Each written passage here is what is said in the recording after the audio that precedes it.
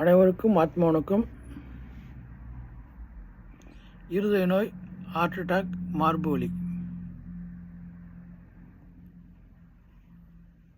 நம்ம தொடர்ச்சியாக ஒரு வியாதி எடுத்து அது சம்மந்தமாகவே ஒரு 4-5 பதிவு போட்டுட்டு நிறைய செய்வோம். அது மாதிரி தான் இதுவும். இருதய நோய்க்கு இப்போ ஒரு பதிவு. அப்ரேக் பஸ்மம் 10 கிராம், ஆறுமுக செந்திரம் 10 கிராம், முத்து பஸ்மம் 10 கிராம், மகா ஏலாதி குளிகை 10 கிராம், சிரிங்கி பஸ்மம் 40 கிராம், அமுக்ரா சூரணம் 80 கிராம். இவை அனைத்தையும் வாங்கி எல்லாமே கடையில் விற்கும். ஏன்னா ஒவ்வொரு மருந்து செய்யவே முடியாது. அதாவது இந்த மருந்து அபிரேக் பஸ்மம்ன்ற அதை நீங்கள் செஞ்சிட முடியாது. ஆறுமுக சந்திரமும் செய்ய முடியாது. ஏன்னா அது ஒரு தனி முறை. அது ஆனால் கடையில் வாங்கி நீங்கள் பயன்படுத்த முடியும்.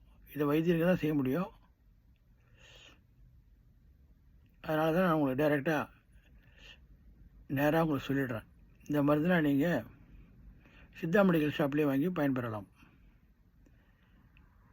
இந்த மருந்து அனைத்தையும் ஒன்றா கலந்து ஒரு 5 நிமிஷம் அரைக்கணும் கல்வத்தில் போட்டு. வீட்டில் கல்லும் இல்லைன்னா ஈரம் இல்லாத ஏதாவது ஒரு கிண்ணத்தில் போட்டு ஸ்பூனில் நல்லா மிக்ஸ் பண்ணுங்கள். ஒரு 15 நிமிஷம் மிக்ஸ் பண்ணுங்கள். மிக்ஸ் பண்ணிவிட்டு அது ஒரு புட்டியில் கொட்டி வச்சு பத்திரமாக வச்சுங்க. 100 மில்லிகிராம் காலை மாலை விதர்யாதி கிருதம்னு ஒரு நெய். அதில் 100 மில்லிகிராமு கலந்து கொடுத்தீங்கன்னா இருதய நோய் பூரணமாக குணமாகும். இந்த இருதய சம்பந்தமான வியாதிகள் எல்லாம் சுத்தமாக சரியாகி ஆரோக்கியமாக இருக்கலாம்.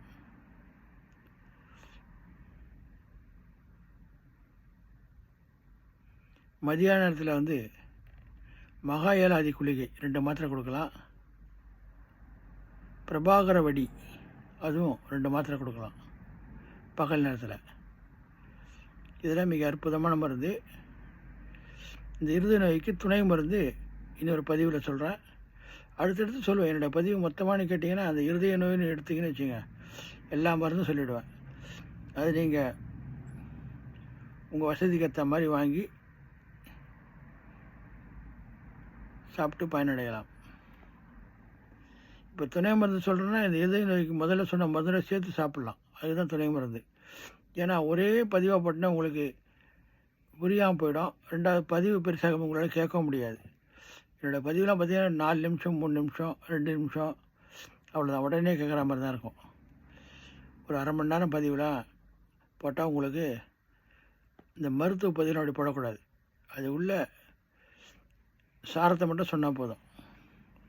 அப்படியே நீங்கள் வாங்கி டக்குன்னு பயன்படுத்தணும்.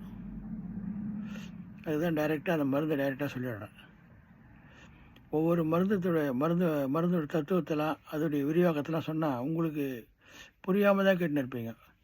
இந்த மருந்து எப்படி செய்கிறதுன்னு சொன்னால் சொல்கிறேன், எனக்கு புரிஞ்சாலும் கேட்குற உங்களுக்கு புரியாது. அதனால் டைரெக்டாக இந்த மருந்தை வாங்கி பயன்படுத்தினா உங்கள் நோய் குணமாகும். மீண்டும் அடுத்த பதிவில் துணை மருந்தை பற்றி நான் சொல்கிறேன். அனைவரும் கேட்டு பயன்பெறுங்கள். அனைவருக்கும் ஆத்ம வணக்கம்.